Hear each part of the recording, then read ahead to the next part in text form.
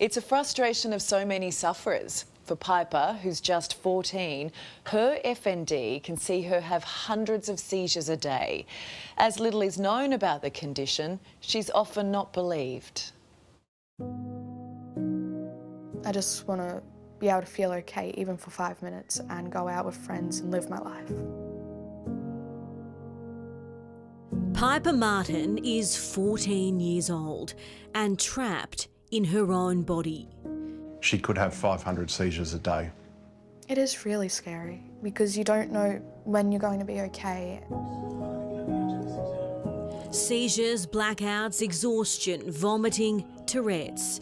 It can all be in a day for someone like Piper, living with functional neurologic disorder or FND.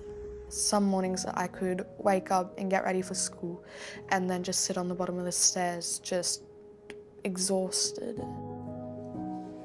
The condition means there's a problem with how Piper's brain receives and sends information to the rest of her body. We have a diagnosis, but there's no answers. When you want to help your child and the people that are meant to help can't help, what are you supposed to do? One hand to the chest, one to your tummy, big deep breath.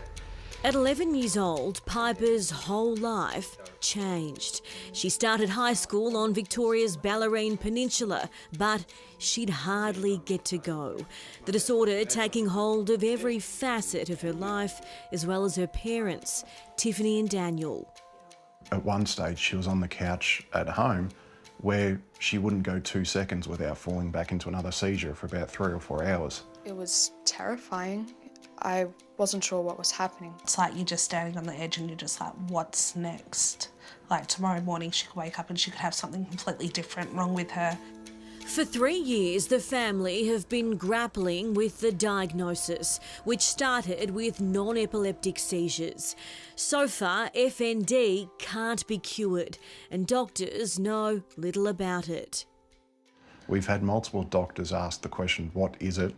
We were just a normal family, just living our life, and then all of a sudden, bang, we're hit with a mile of medical issues that we just had no idea about.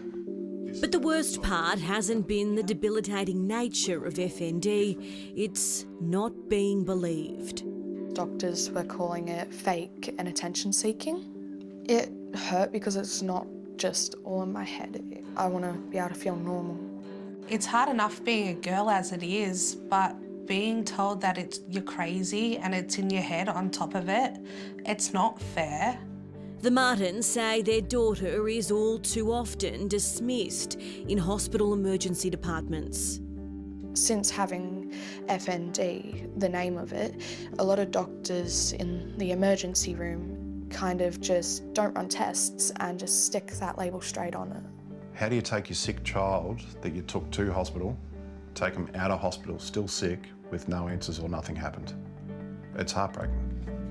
But the toughest part of Piper's FND has been dealing with Tourette's syndrome. You don't know what's going to come out of her mouth and what part of her body is going to come flying at you. So when the Tourette's and the tics start, she doesn't like herself because she's hurting people that she doesn't want to hurt.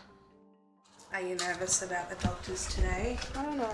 Piper lives at home with her parents and brothers, and home is where she stays most of the time. She can miss out on school a month at a time, and Tiffany hasn't worked full-time for more than 6 months.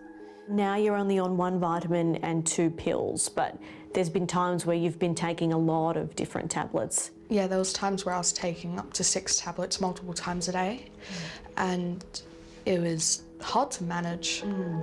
But just how many sufferers are out there like Piper, no one knows. This is data that is desperately needed. Neuropsychiatrist Dr. Adith Mohan. It is what we would think of as being a mind-body condition, and our services have not necessarily evolved to manage that sort of integrated condition particularly well. Dr. Mohan's worked with FND patients for 12 years and concedes so much still needs to be done to help them. Only about 1/3 of people will access any form of treatment after being diagnosed with FND in a timely manner. And for nearly half of them, at the moment, it would be hard for them to access any treatment at all. Yeah, I want to be taken seriously, and it's not all in my head, and to listen before you judge. We believe you, Piper, and you're raising awareness by speaking out like this. Well done.